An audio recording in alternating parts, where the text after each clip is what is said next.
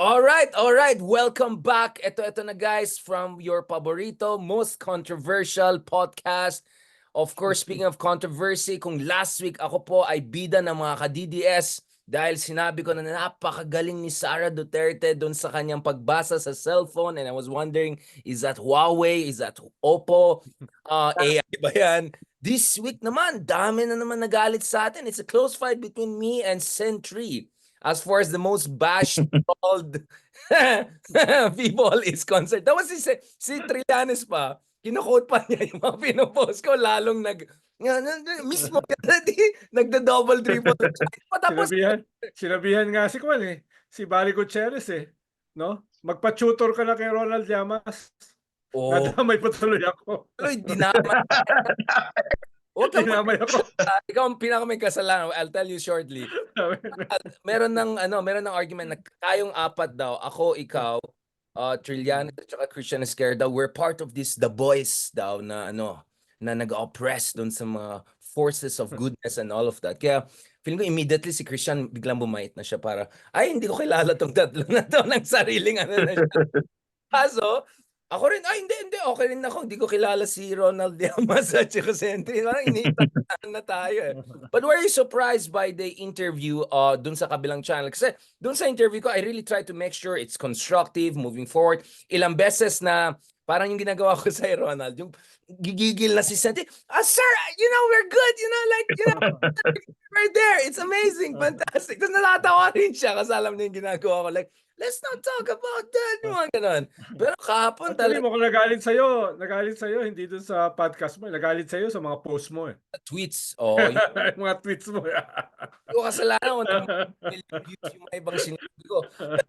Okay, I'll ask you guys, honestly. I know we're friends and all of that, but objectively, I mean, how do you look at this? Kasi were we unfair in raising those issues? Is it the tone? Do you think the tone was bad? I mean, do you think lumabas na medyo, I mean, hindi naman kami Ronald Llamas level of Siga, but Siga pa masyadong I don't know. I mean, obviously medyo aggressive ako mag-tweet, but I don't think I personally attacked anyone. It was just a expression of but I'm open to Ikaw? Ikaw? Hindi mo Pero ka ba inatake personally? Ikaw pa? No? Ano to? Ano? Parang masyado, meron ka pang pinost na the enemy of my enemy is also my enemy. Mga enemy ganun pa Diba? Tapos wala daw hindi daw inaano si Lenny. You treat your politicians like saints. All critics, no matter how legitimate, are villains. Diba? Tapos nagtataka ka, ba't ka binabash ng mga supporters ni Lenny? Ganyan yung mga post mo. Versions ng Reddit. Minsan gets nila. Yung isa, medyo they give it benefit. Totally different yung take. Like sabi ko, this is good. This is the art of strategic ambiguity. No? Ang ginagawa natin. No, sir, honestly, what is your read on this? Because I don't know what's your terms of engagement. So where I come from is, please correct me if I'm wrong. Ang basa ko is there are some folks there na understandably are very passionate. Some would even say a bit fanatic. Na parang any criticism of Lenny or their camp, and no one is supposed to be above criticism. At issue naman dito is not Lenny's intentions, her decency, or like wala tayong question siya. It's the optics, it's the timing. And ikaw, kung si Trillanes na, your life is in danger, then you need all these bodyguards to protect you potentially from reprisals from Duterte's, and then biglang mag-casual meeting lang sa kabila, of course you're gonna feel hurt. Now, maybe he was a bit too emotional, but I think people have to understand, and that's why I think Riza sealed the deal when she said, naintindihan ko, na-appreciate ko, may tiwala ako dun sa pinanggalingan ni Trillanes. So I don't know, bro. I mean, you tell me, guys. Bakit ang toxic? May iba't iba kasing levels. May iba't iba kasing levels Yung isang level ay lahat ito, alam niya, sabihin, medyo may pagka-conspiratorial. Ibig sabihin, parang isinasama si Lenny doon sa conspiracy, doon sa meeting. Yun yung isang level, no, na up in arms yung mga pinklawan, no. Yung isang level ay nalaman ni Lenny papunta na, pero she could have said no. She could have blocked the door in the face of Sara. Ang sinasabi naman ng iba ay medyo hindi naman hindi naman Pinoy, hindi naman hospitable na bigla mo isasara yung pintuan mo sa harap ng isang bisita. So, yun yung ikalawang level, no, na dapat sana ay alam niyang kalaban nito, dapat hindi na niya in-entertain, no? Yun yung isang level.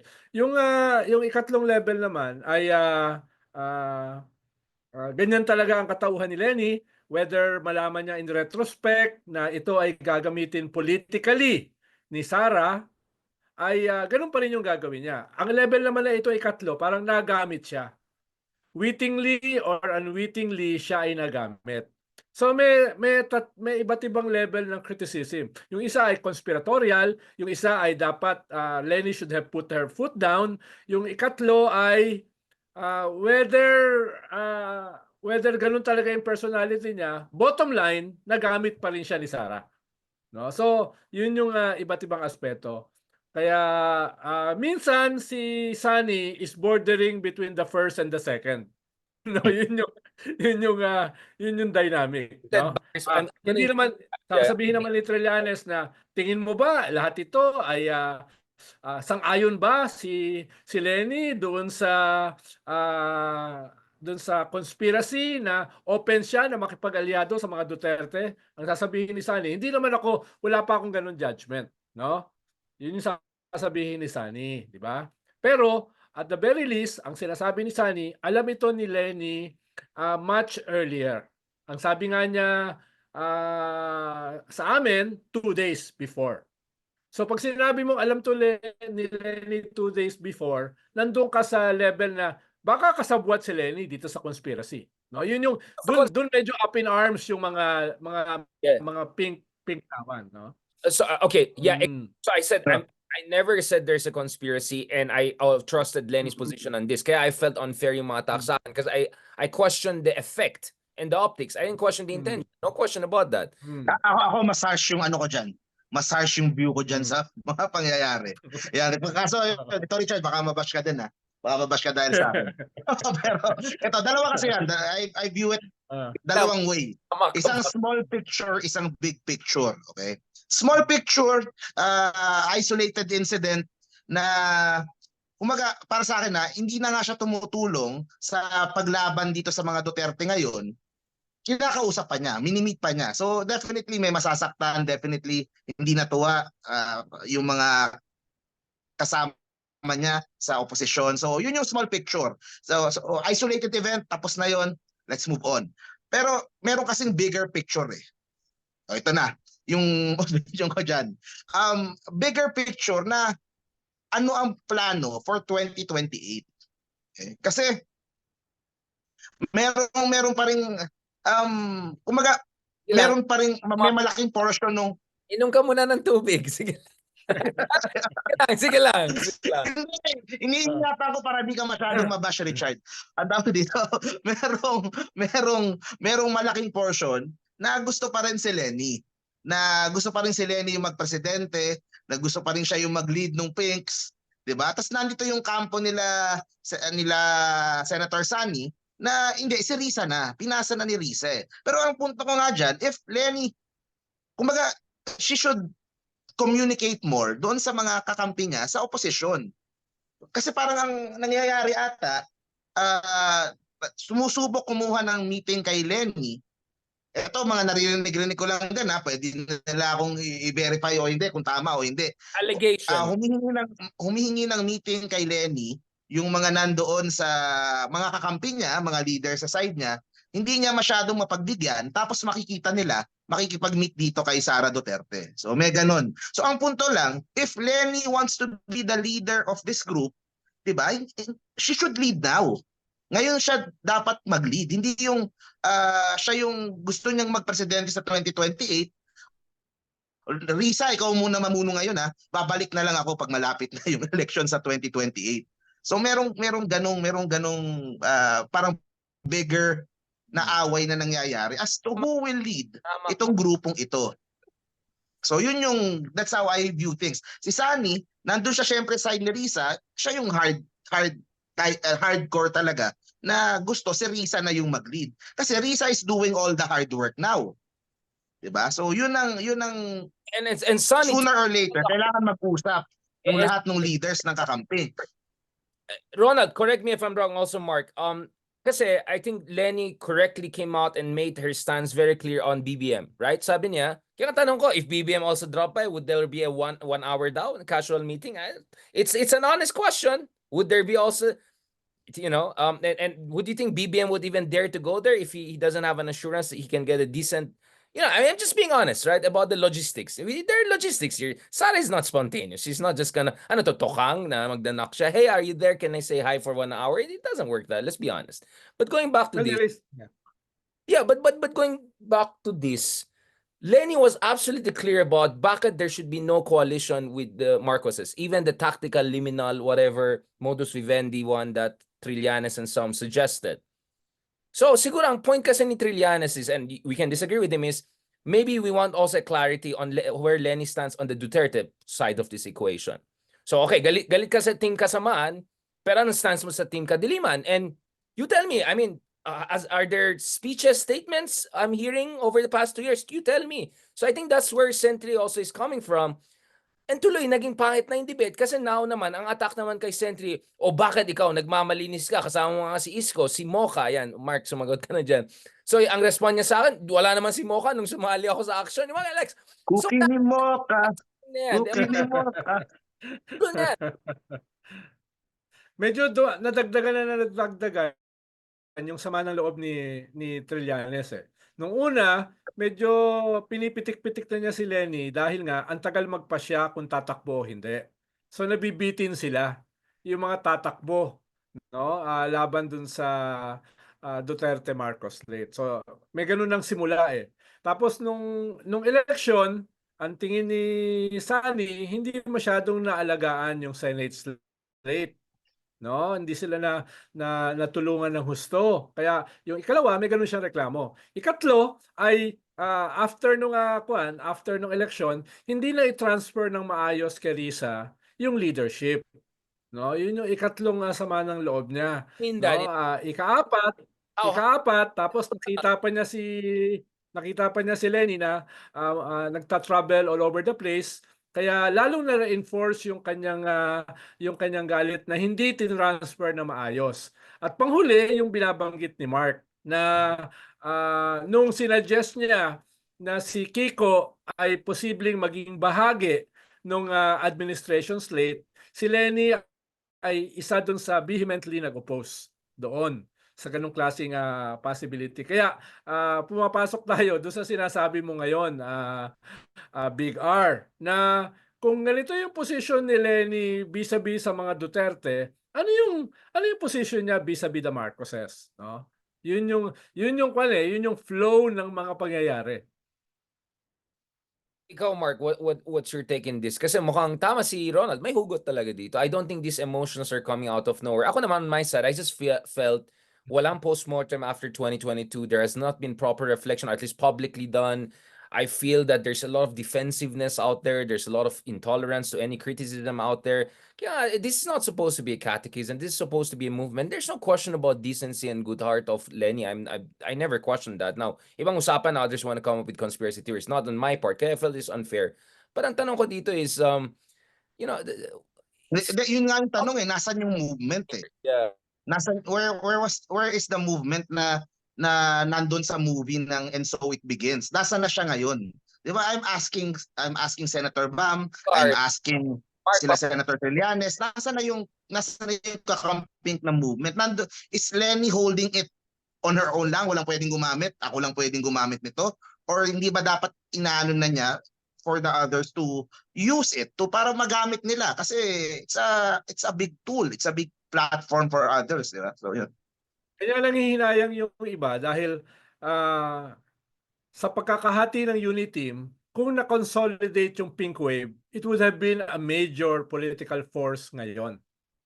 No? Paano nahati yung pink wave tapos yung kung solid nahati yung unit team tapos kung na-solidify, na-harness, na-consolidate yung pink wave, baka yun yung isa sa, if not the most major political force ngayon. No? Baka mas mataas yung mga senatorials ng yun yung hinayang, opposition, di no? ba?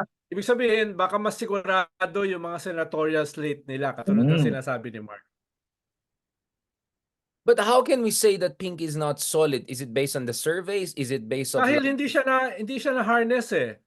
you talk about After the election, So, di ba yung pinag-uusapan natin dati na sana nagkaroon ng nationwide Thanksgiving at saka listening tour, what is to be done, no? Tapos binuo yung that's 15-16 million votes, hundreds of thousands na mga volunteers. Kung yan ay na-consolidate into chapters, no, into chapters with a clear line of leadership, then it would have been much stronger now, quantitatively as well as qualitatively. At mas hindi labas ng 12 yung kanyang Senate slate. Very simple. Yun yung hinayang.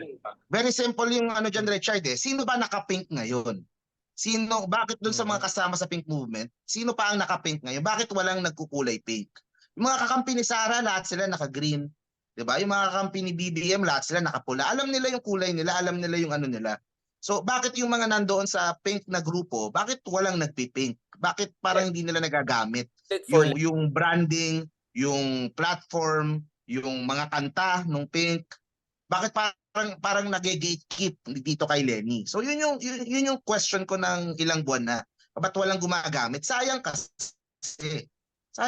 It could be really useful for Senator Bam, Senator Kiko kapag na-utilize ng maayos. Dahil nga maganda naman yung ano eh. Kumbaga yung branding buo na eh. Naalala ko lang nung Pasay Rally, no, mga kunya tayo 800-900,000 yung dumalo. Pagbaba ng stage ni Dick Gordon, sabi niya, "Oh, ba't ka nakadilaw? Ba't hindi ka naka-pink?" Sabi ko, wala naman kayo lahat dito kung wala yung dilaw eh. Sabi ko gano'n kay Gordon. So tawa lang yung mga tao. Kaya ako ay dilaw pa rin. okay, And diba? Yun yung sinasabi ko naman sa mga dilaw, diba? You should be proud kasi that's the color of people power. That's the color, diba? So yun naman yun eh. Yun naman yung very passionate responses here na nagsabi solid pa rin kami mga pink. So let me strongman the argument. What if this is just a temporarily parang medyo nasa hibernation mode lang at pwede i-activate ahead of elections? Ronald, do you think that kind of thinking makes sense? Sinasabi na iba, I'm trying to be fair. This is live coming in. Friends are saying here that marami naman angat buhay chapters. Maybe that could be the microcosm for reactivating the bigger pink movement. Or is your argument, Ronald, is medyo naging disaffected na sila kasi dun sa Okta survey nakita natin 6% lang with joining opposition, 40% are essentially politically essentially dissociating. But the counter argument, what definitely may mga hardline, may mga solid pa na pink. No, ang sinasabi lang, scientifically hindi mo siya makikita sa surveys. Ang makikita mo sa surveys ay yung 5-6%, tapos ang makikita mo sa surveys ay yung labas sa 12 yung mga kandidato ng Piklawan. Yun yung makikita mo. Mas maganda sana kung hindi. Pero for now, in the absence of other evidence, yun yung ebidensya ngayon. Yun yung ebidensya ngayon, no? Kaya yes, may mga naiwan na pink, may mga chapters angat buhay, etc. Pero medyo labas ng malayo sa 12 yung mga kandidato ng pink. At dun sa ibang mga surveys ay hindi ganun kalaki kumpara halimbawa dun sa iba pang mga political force like the Duterte and the Marcoses. Sana in the next 8 months ay mabago yan. Pero 8 months is very fast, no? Posible yung midterm, syempre bellwether yan for 2028 eh. May question na din ako, Richard, dun sa mga nanonood sa iyo ng live na mga solid kakampinks, which of course I respect, and gusto ko yung mga prinsipyo nila, pinaglalaban nila. Pero I think halos lahat sila gusto nila si Lenny ang magpresidente sa 2028. I think yun ang when you say solid kakamping pa rin ako, ibig sabihin solid Lenny 2028 pa rin ako. Pero ang punto dito, walang Lenny 2028 na mananalo kung malakas pa rin yung mga Duterte. Walang Lenny 20, kumbaga hindi yun na parang wishful ano lang na ito 28 lalaban tayo ulit. Hindi. It takes hard work. 'Di ba? Hindi pwedeng leader ka, darating ka na lang kapag malapit na yung eleksyon. You have to do the hard work na ginagawa ni Senator Risa now na iniikot yung Checky Bam, na Very good point. inuhuli si Kibuloy, inuhuli yung yung mga pogo, yung mga kasi yan ang ano yung mga pogo na yan, if hindi natigil yan yung popondo sa team kadiliman or ano yan yung magagamit na pondo 'di ba? Si Kibuloy isa pa yan, 'di ba? Kung hindi na ungkat lahat ng mga krimen na nakaano sa kanya ngayon, 'di ba? Yan yun yan yung nagagamit nung team kadiliman. Yeah, sorry. Before because I arrive early morning for emergency, so I don't know how sharp I am. So sorry if I'm, I want to get this idea before I forget it. Ronald, kasi ganito, obvious ang line of attack ngayon is, nagmamalinis kayo, soft naman kayo kay BBM, whatever. I think that's unfair because we have been very critical of BBM on many issues, except yung West Philippine Sea for good reasons, and that's national interest. But for the sake of argument, sabihin natin, let's say someone like Trillanes is softer on BBM than Duterte. Let's play this way. Hindi ba sequentially it makes sense na you bring down the Duterte so that there's a chance for Lenny and the Pink to come up and to be competitive for 2028? I mean, sabi ni Mark there's no way Lenny or Risa could be competitive for presidency as long as Sara is there. So ang sagabal sa kanila, As long as the Duterte machinery is strong, diba? Sara will not be there. only a human rights catastrophe, it's not only a threat to constitutional democracy. You don't believe me? Listen to the speech of Riza Hontiveros dun sa anniversary na Akbayan. You don't believe that? Listen to Sara Duterte reading that during her Shimenot hearing. Senator Grace Poe. So, for the purpose of tactics and politics, doesn't it make sense for the Pink to focus on first bringing down the Dutertes, then focus on resisting Marcos, and then running strongly for 2028?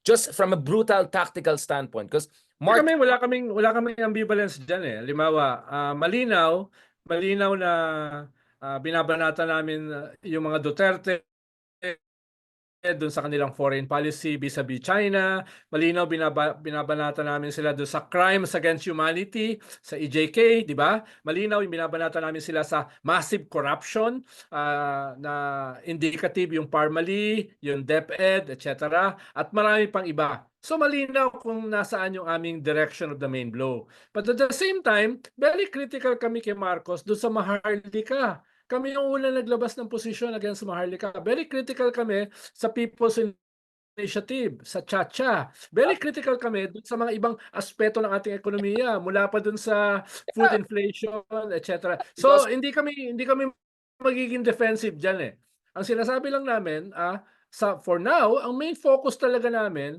ay yung mas malaking krimen ng mga Duterte.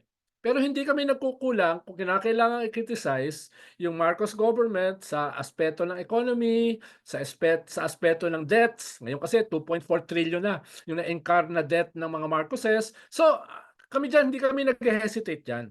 Pero medyo malinaw din na ang bigger crime at this point ay yung mga Duterte. Kaya doon yung aming focus. threat to constitutional democracy. You have to be realistic. Yes, one is kadiliman, but if you're gonna rank it, there is a disparity. Mas ang self-criticism ko, Big R, ay sayang yung pink wave. Mas nandun yung self-criticism. At hindi lang ito problema ni Lenny. Problema namin lahat ito. Bakit hindi yan na-harness? Bakit hindi yan na-consolidate? No? Mark. Hindi ba remember I was asking Senator Bam, 'di ba? Ba't walang naka-pink? Ba't walang nagpi-pink? Bakit walang diba? Parang sana down the line darating yung mga sino hinihintay? Sinong 'di ba? Ba't hindi pa gamitin? Ba't hindi pa gamitin yung kanta, yung ano? Ganda maganda siya. Speaking from someone na hindi kasama noong 2022, di ba? From the outside. You don't get offended when I, joke or something like that. But we need your perspective because you're the outsider perspective. Kaya tuwan-tuwa yung iba sa'yo, Attorney Gambo ang tawag sa'yo, di ba? Because they see, like kami ni Ronald, obviously we're in the same universe, except ako yung matino, parang yin and yang kami. Ako yung lightness, siya yung darkness, but still within the same universe of Toranaga universe. Shogun pa rin. So, naalala ko, Big R, nung nire-recruit mo ako rito, ang sabi mo, ang trabaho ko, bardagulan eh. Excuse me. Tapos Excuse pag, Ikaw naman pala ang ano tapos pag ginagawa ko yung bardagulan Ayun, ikaw eh, naman pala. nagkukanta, piniprenohan mo ako. ang ibig sabihin nun, Sir Ronald, ang ibig sabihin nun, ikaw yung bardagulan so that I would look good. Ako yung conspiracy. right, di ba? Tapos ako yung pro admin. Para sa yung parang lalaban, di ba? So yun yung mga roles. Sinasabi. Ang tawag diyan sa Marxism, Leninism, dialectic. Ayan tayo. So, speaking of direction of the wind, pag-usapan natin let's talk a little bit about Sarah, because isa pa na naman attack sa atin lahat. Anyone who dare to criticize their perfectionism and their purity and sanctity and all is like, how dare you? Why not criticize Sarah? It's like, what? Like, how much more criticism you want from us? Obviously, Sarah was there for political mileage. So pag-usapan natin si Sarah. What is her game plan? Because I'll tell you what, I think Sarah's press conference recently was not so bad. I think Sarah is on the offensive right now. Medyo palpak, medyo demure, medyo Medyo sinungaling. but something going on there. There's something going on there. Binibuild up na naman, no? Binibuild up na naman. Kaka-interview ko lang kanina sa teleserbisyo eh. Sabi ko, ano ba kayo?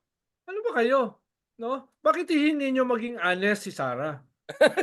Hindi naman strong point ng mga Duterte, honesty. And the fruit doesn't fall very far from the tree. No? Kanina tanghali, yan ang aking interview, etc. etc. So, at least hindi ako masasabihan na pro Sara, unlike some people dito, ha? Judgmental. Hindi na lang ako mag-talk.